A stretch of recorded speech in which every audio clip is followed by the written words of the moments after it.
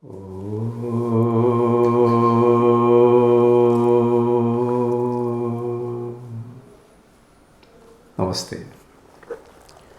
ദശകം 28. ലക്ഷ്മി സ്വയംവരവും അമൃത പ്രാദുർഭാവവും. ശ്ലോകം 1. ഗരളം തരളാനലം പുരസ്താ ദലധീരുജകാളകാളകൂടം അമരസ്തുതിവാദമോദനിഘ്നോ ഗിരിശസ്തന്നിബഭൗ ഭവത്പ്രിയാർത്ഥം. പുരസ്താത് ഉദതേ തരളാനലം കാളകൂടം ഉദ്ദിജകാള. ആദ്യമായി പാലാഴിയിൽ നിന്ന് ചലിച്ചുകൊണ്ടിരിക്കുന്ന അഗ്നിജ്വാലകളോടുകൂടിയ കാളകൂടം എന്ന കൊടും വിഷം ബഹിർഗമിച്ചു. ഗിരിശഃ അമരസ്തുതിവാദമോദനിഘ്ന. കൈലാസവാസനായ ശ്രീപരമേശ്വരൻ ദേവന്മാരുടെ സ്തുതികൾ കേട്ട് സന്തുഷ്ടനായി. തദ്ഭവത് പ്രിയാർത്ഥം നിപവൗ. ആ വിഷത്തെ അങ്ങയുടെ പ്രീതിക്കായി കുടിച്ചു. അമൃതം ലഭിക്കുമെന്ന് വിചാരിച്ചിട്ടാണ് ഈ പാലാഴി മഥനം നടത്തിയത്. പക്ഷേ എന്താണ് സംഭവിച്ചത്? ആദ്യം കൊടും വിഷമായ കാളകൂടം എന്ന പേരിൽ അറിയപ്പെടുന്ന സർവനാശം വരുത്തുന്ന ആ വിഷമാണ് ഉയർന്നു വന്നത് എന്നാണ്.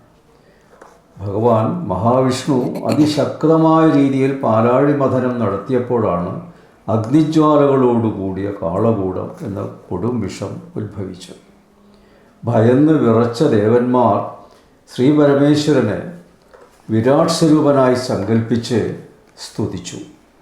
സ്തുതി ശ്രവിച്ച് സന്തോഷിച്ച പരമശിവൻ സന്തോഷാധിക്യത്താൽ മഹാവിഷ്ണു പ്രീതിക്കായി വിഷത്തെ പാനം ചെയ്തു. അവിടെ ആ കൊടും വിഷം വന്നപ്പോൾ ലോകനാശം സംഭവിക്കുമെന്ന് ഭയന്ന് ദേവന്മാരൊക്കെ മഹാവിഷ്ണുവിൻ്റെ അനുഗ്രഹത്തോടുകൂടി പരമശിവനെ ധ്യാനിച്ചു എന്നാണ് പറയും.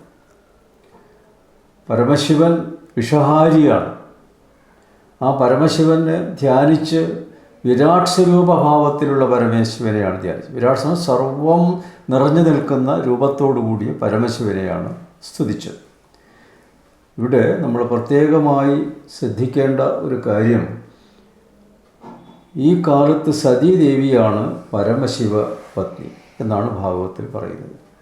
ഭാഗവത സപ്താഹ സമയത്തും നാരായണീയ സപ്താഹ സമയത്തും ശിവസാന്നിധ്യം ഭക്തജനങ്ങളെ അറിയിക്കുവാനായി നമഃ പാർവതീപതയേ ഹരഹര മഹാദേവ എന്നാണ് ഉച്ചത്തിൽ ഭക്തന്മാർ പറയാറ്.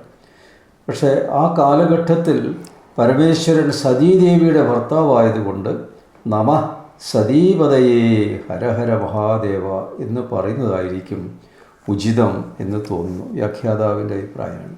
അടുത്തത് വെച്ചു. ശ്ലോകം 2.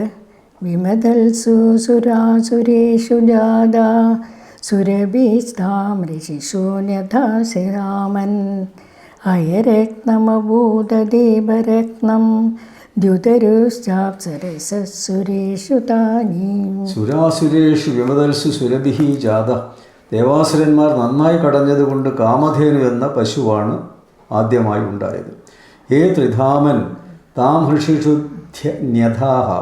സർവവ്യാപിയായ ഗുരുവായൂരപ്പ, അങ്ങ് കാമധേനുവിനെ ഋഷിമാർക്ക് സമർപ്പിച്ചു. അത് ഹയരത്നം വിഭരത്നം ദിദുരു അഭുത്. അതിനുശേഷം ഉച്ചൈസ്രവസ് എന്ന മഹത്തായ കുതിരയും ഗജശ്രേഷ്ഠനായ ഐരാവതവും കൽപ്പകവൃക്ഷവും ആവിർഭവിച്ചു. അപ്സരസഹ ച താനി സുരേഷു. അപ്സര വനിതകളുണ്ടായി, അവർ ദേവന്മാർക്ക് സമർപ്പിച്ചു. ഇവിടെ ഓരോരോ പുതിയ പുതിയ സംഭവങ്ങൾ ഉണ്ടായിക്കൊണ്ടിരിക്കുകയാണ്. ദേവാസുരന്മാർ വളരെ അധ്വാനിച്ച് പാലാഴി കടഞ്ഞപ്പോൾ അപൂർവമായ വസ്തുക്കളാണ് ഉണ്ടായത്. കാമധേനു എന്ന സർവാഭിഷ്ടപ്രദായനായ പശു പാലാഴിയിൽ നിന്ന് ഉയർന്നു വന്നു. മഹാവിഷ്ണു ആ പശുവിനെ ഋഷിമാർക്ക് സമർപ്പിച്ചു. തുടർന്ന് ഉച്ചൈസ്രവസ് എന്ന മഹത്തായ വെളുത്ത കുതിര ആവിർഭവിച്ചു. അസുര രാജാവായ മഹാബലിയുടെ ആഗ്രഹപ്രകാരം അതിനെ അദ്ദേഹത്തിന് മഹാവിഷ്ണു നൽകി. പിന്നീടുണ്ടായ ഗജശ്രേഷ്ഠനും 4 കൊമ്പുകളോടുകൂടിയതും വെളുത്ത നിറമുള്ളതുമായ ഐരാവതം ഉയർന്നു വന്നു. ആനയാണ്.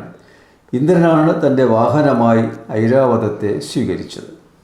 പാലാഴിയിൽ നിന്ന് പാരിജാതമെന്ന കൽപ്പവൃക്ഷമുണ്ടായപ്പോൾ ദേവന്മാർ ആ ശ്രേഷ്ഠ വൃക്ഷത്തെ ആദരപൂർവ്വം സ്വീകരിച്ച് പതിവായി ആരാധിച്ചു. തുടർന്ന് സുന്ദരികളായ അപ്സരസ്സുകൾ പാലാഴിയിൽ നിന്ന് ആവിർഭവിച്ചു. ഭഗവാൻ അവരെ ദേവന്മാർക്കായി നൽകി. പാലാഴിയിൽ നിന്നുണ്ടായ കൗസ്തുഭം എന്ന മഹത്തായ രത്നം മഹാവിഷ്ണു സ്വീകരിച്ചണിഞ്ഞു. അപ്സരസ് എന്ന വാക്കിന് നിരുക്താചാര്യനായ യാസ്കൻ നൽകിയ അർത്ഥം ഇതാണ്: അപ്സരാഹ അപ്സരാണി. അപ്പിൽ അഥവാ ജലത്തിൽ സഞ്ചരിക്കുന്നവർ അപ്സരസ്സുകൾ. അതാണ് ആ പേര് വരാനുള്ള കാരണം. അടുത്തത് ശ്ലോകം 3. ജഗദീശാ ഭവത്പരാ തദാനീം കമനീയാ കമലാ ബഭൂവ ദേവീം അമലാമവലോകയാം വിലോല സകലോപി സ്പൃഹയാം ബഭൂവലോക.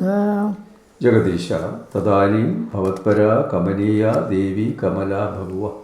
ഭഗവാനെ ജഗദീശ്വര, അപ്പോൾ അങ്ങയിൽ അനുരാഗമുള്ളവളും മനോഹരിയുമായ ലക്ഷ്മിദേവി ഉത്ഭവിച്ചു. സകല അഭിലോക അമലാം യാം വിലോക്യ. എല്ലാവരും ഈ ദേവിയെ കണ്ടിട്ട് വിലോലഹ സ്പൃഹയാം ബഭുവ, മനസ്സ് ചലിച്ച് കൊതിച്ചു.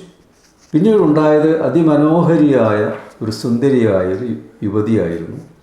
അത് മറ്റാരുമല്ല, സാക്ഷാൽ മഹാലക്ഷ്മി തന്നെയാണ്. ഇവിടെ പറയുന്നത് മഹാവിഷ്ണുവിൽ അനുരാഗമുള്ള മനോഹരിയും ഐശ്വര്യദേവതയുമായ ലക്ഷ്മിദേവി ഉത്ഭവിച്ചു എന്നാണ്. അതിസുന്ദരിയായ ലക്ഷ്മിദേവിയെ സകല ലോകവാസികളും കൗതുകത്തോടെ വീക്ഷിച്ചു. അടുത്തത് ശ്ലോകം 4. ത്വയിദേത്തഹൃദേതദൈവ ദേവ്യ ത്രിദശേന്ദ്രോ മണിപീഠികാം വ്യധാരേ സകലോപഹൃദാഭിഷേചനീയേ ഋഷയസ്താം ശ്രുതിഗേഭിരഭ്യഷിഞ്ചൻ. ത്രിദിശേന്ദ്ര തഥായേവ. ഉടനെ ദേവേന്ദ്രൻ ത്വയി ദത്തഹൃദേ ദൈവ്യൈ മണിപീഠികാം വ്യദാരിത്. അങ്ങയിൽ സമർപ്പിക്കപ്പെട്ട ഹൃദയത്തോടു കൂടിയ ദേവിക്ക് രത്നസിംഹാസനം നൽകി. ഋഷയ സകലോപഹൃദാഭിഷേചനീയൈ.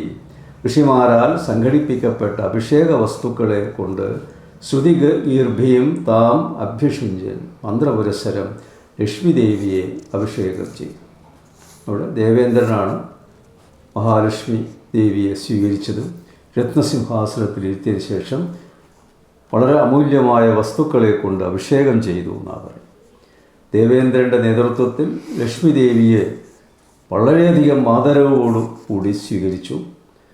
മാത്രമല്ല എല്ലാവരും ദേവിയുടെ തൃപ്തിക്ക് വേണ്ടിയിട്ട് ദേവേന്ദ്രനാണ് അതിന് മുൻകൈയെടുത്തത്. മഹാലക്ഷ്മി അഷ്ടകം ചൊല്ലി ദേവിയെ സ്തുതിച്ചു. അഷ്ടകം തുടങ്ങുന്നത് ഇങ്ങനെയാണ്: നമസ്തേസ്തു മഹാമായേ ശ്രീപീഠേ സുരപൂജിതേ ശംഖചക്രഗദാഹസ്തേ മഹാലക്ഷ്മി നമോസ്തുതേ.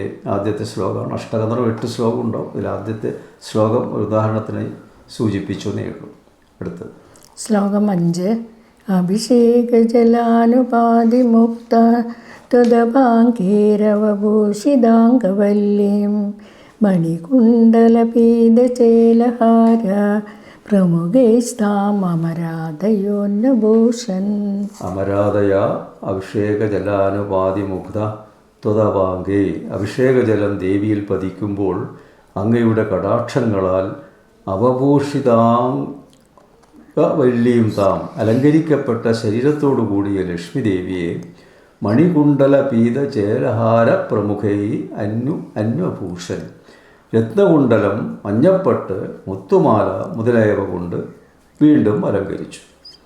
ദേവി അലങ്കാരപ്രിയയാണ്. അപ്പം അതുകൊണ്ട് എത്ര അലങ്കരിച്ചിട്ടും മതിയാവുന്നില്ല ദേവന്മാർക്ക് നൃത്തം. അപ്പോൾ പല വസ്തുക്കളെ കൊണ്ടും വില കൂടിയ വസ്തുക്കളെ കൊണ്ടും പുഷ്പങ്ങളെ കൊണ്ടും അലങ്കരിച്ചു എന്നാണ് പറയുന്നത്.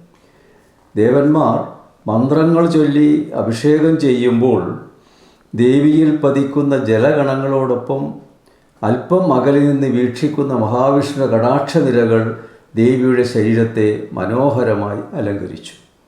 രത്നനിർമ്മിതമായ കർണാഭരണം, മഞ്ഞപ്പട്ട്, മുത്തുമാല എന്നിവയാൽ ദേവിയെ വീണ്ടും അലങ്കരിച്ചു.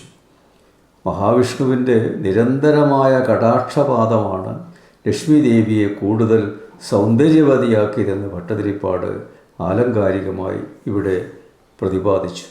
ഭഗവത് കടാക്ഷമില്ലെങ്കിൽ, അതായത് ദൈവാനുഗ്രഹമില്ലെങ്കിൽ ഉണ്ടായിട്ടും ഒന്നും തന്നെ പ്രശോഭിക്കുകയില്ല എന്നാണ് ഇതിൻ്റെ അർത്ഥം. അപ്പോൾ ലക്ഷ്മിദേവി ഉയർന്നു വന്നപ്പോൾ തന്നെ മഹാവിഷ്ണു ലക്ഷ്മി ദേവിയിൽ പ്രിയം തോന്നി എന്നാണ് പറയുന്നത്. അപ്പം അതുകൊണ്ട് ഭഗവാൻ കടാക്ഷിച്ചു. കടാക്ഷം എന്ന് പറഞ്ഞാൽ അനുഗ്രഹത്തോടു കൂടിയുള്ള നോട്ടത്തെയാണ് കടാക്ഷം എന്ന് പറയുന്നത്. അപ്പോൾ ആ കടാക്ഷം ദേവിയുടെ ആ ശരീരത്തിൽ പതിച്ചപ്പോൾ ഒന്നുകൂടി തിളക്കമുണ്ടായി. മഹാവിഷ്ണുവിൻ്റെ ചൈതന്യം അവിടെ സ്പർശിക്കുന്നു എന്നാണ്. അപ്പോൾ നമ്മൾ ഒരു കാര്യം ചിന്തിക്കാനുള്ളത്, ഒരു മഹത് വ്യക്തിയെ കാണുമ്പോൾ അവരെ വന്ദിക്കുന്ന സമയത്ത് ആ വ്യക്തിയുടെ കടാക്ഷം കണ്ണുകളിൽ നിന്ന് ആ നമസ്കരിക്കുന്ന വ്യക്തിയിലേക്ക് ഒരു ചൈതന്യം പ്രവേശിക്കും, സന്നിവേശിക്കും. അതാണ് അനുഗ്രഹം കിട്ടുന്നത്. അത് തത്സമയമുള്ള അനുഗ്രഹമാണ്. അപ്പോൾ നമുക്ക് എങ്ങനെയാണ് അഭിവാദ്യം ചെയ്യേണ്ടത്, എങ്ങനെയാണ് പ്രണമിക്കേണ്ടത് തുടങ്ങിയവയെപ്പറ്റി വിശദീകരിക്കുന്ന പ്രണാമശാസ്ത്രം നിലവിലുണ്ട്. അപ്പോൾ അതിൽ നാം ഒരു മഹാത്മാവിനെ അടുത്ത് ചെല്ലുമ്പോൾ തൻ്റെ സ്വന്തം പേര് പറഞ്ഞുകൊണ്ട് കണ്ണുകളിലേക്ക് നോക്കി നമസ്കരിക്കണം. ഇതെല്ലാം തന്നെ ആ മഹാത്മാവ് ശ്രദ്ധിക്കും. അങ്ങനെ തൻ്റെ കണ്ണുകളിലൂടെ ആ അനുഗ്രഹം നമ്മുടെ ശരീരത്തിലേക്ക് പതിക്കുന്നു എന്നാണ് പറയുന്നത്. ഇവിടെ മഹാവിഷ്ണു തൻ്റെ പത്നിയായിരിക്കാൻ എല്ലാവിധത്തിലും യോഗ്യതയുള്ള ആ തരുണിയെ, ആ സുന്ദരിയായ ലക്ഷ്മി ദേവിയെ ആദ്യം തന്നെ കണ്ണുകളെ കൊണ്ട് കടാക്ഷിച്ച് പൂർണ്ണ അനുഗ്രഹം നൽകി എന്നാണ് പറയുന്നത്. നമസ്തേ.